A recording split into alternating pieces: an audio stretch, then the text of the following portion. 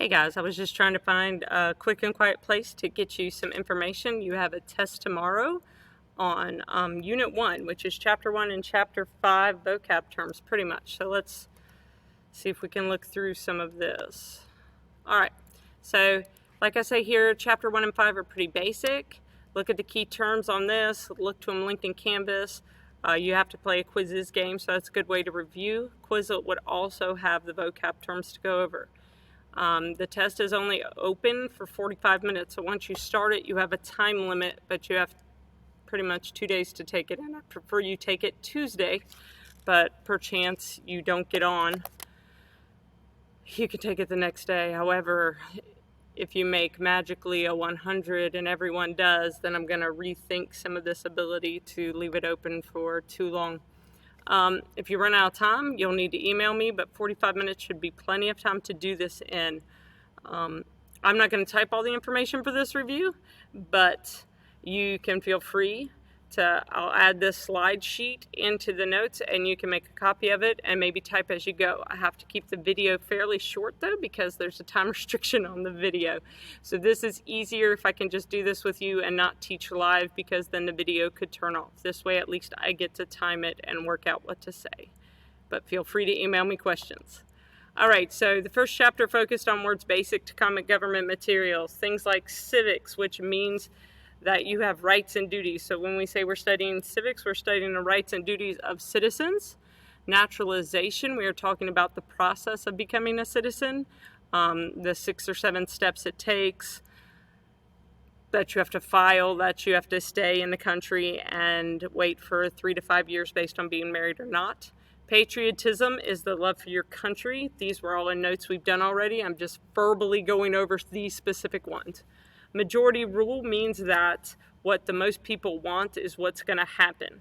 But with majority rule also comes minority rights, meaning that the majority should not run over the minority just to have their way. Civic duties are something you are required by law to do. So a civic duty could include paying your taxes. You could go to prison. If you don't obey the laws, you go to prison. If kids don't come to school and they're supposed to, you can get in trouble with the government. All these things are specific things. Serving on a jury, if you don't serve on a jury when you were called, you can also get in trouble with the government. Responsibilities are going to be simple also. These are things you should do to help your community. So you should volunteer. You should go and vote. Voting, you don't get in trouble if you don't go vote, but you should do it anyway. So with the government, you need to keep in mind that government is there to protect you. So you give up certain rights to just do whatever you want. You obey their laws, you pay their taxes, but in turn, they protect you. Public policy is going to be the plan and action the government plans on taking. It is not necessarily totally written down. It usually is, but it's a plan, it's not a law. So ways the government can provide security. Moving on, I know we're going quick. Keep up. Ways they can provide security is through police, through the military, different laws that protect you. Speed limits technically protect you, so that can be a way of security. Ways they provide for our liberty is they are trying to provide for our freedoms. Freedom of speech, press. If all of these things go away, then they are no longer protecting our liberty. E pluribus unum means out of many one. It's found on your coins. So out of many different countries, we come into one big country, because pretty much everyone but the Native American Indians, their family came from some other culture or country. Melting pot is the concept that all these different cultures came into the United States and merged together to form one large group. Another group likes to think of it as a tossed salad, which has the variety of things in there, but they keep their own culture and flavor, whereas melting pot sounds more like a soup where everything kind of tastes the same at the end.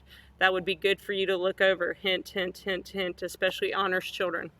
Federal system and federalism, the same concept, is that we have a separation of government. We have a national government, we have a state government. They're two different things. In the federal system, the national government has more power. Bureaucracy means that there are multiple departments and levels of government. I try to explain it like it's the school system. I have my classroom I'm over and I teach, and then there's a history department chairperson over me, and then there's an assistant principal over the history department, and then there's the main principal over us, and they report to downtown. So there are multiple levels and layers of just even being in the school system and what we can do. Volunteering are things you should do that make your community better. You give your time, you don't get paid. Some of these things are looked at, our Peace Corps and Freedom Corps. We'll go over those again in another slide. And why volunteering is important is because we are a bureaucracy. There's so many levels. The government can't provide everything for us. So if we volunteer, we can have lower taxes because then the government doesn't have to come up with funding to actually pay for everything. Immigration is when you move to a country permanently to stay there for whatever reason, war, famine, different things. You like the money better, I don't know. Migration would just be a seasonal movement, so like how people may move from up north to Florida for the winter because it's just too cold. Political rights of legal aliens that can be restricted. They are not allowed to vote. Legal aliens, we know are here, they're allowed to be here, but if you are not a citizen, you are not allowed to vote and you are not allowed to hold a political office. So that can be something that is restricted. Services that are paid for by your taxes are schools, roads, water purification. Some countries don't have clean drinking water, so you can always think your taxes help pay for that. Yes, you have to pay for the water to come into your house, but they clean it for you before they even do that. Groups that volunteer, let me see. We're going to come to that again, so I guess you can just move from that. Draft and selective service, that is a duty. If you are an 18-year-old male, when you go to get your permanent license at the DMV, you will be registering with selective service also, which means if ever there's a draft or call to go to war, that would give you your draft number and they could pull that. The last time that happened, I would believe, Vietnam or Korean War. So it hasn't happened recently. We have a large enough military right now for all purposes that people are not being drafted. A republic is a type of government by the people. The Romans started the republic and they had a senate and everything else. A monarchy is a king or a queen. A direct democracy means that the people vote for everything. We don't have one of those because they don't call millions of people going, hey, what do you think about this bill? They don't call us like that. We have a representative democracy. We vote for someone who goes into Congress and votes for us. If they don't vote the way we like, then next time election time comes up, you vote them out of office and you do it all again. So direct democracy is when you vote for everything. A representative, it means that you vote for someone who votes for you.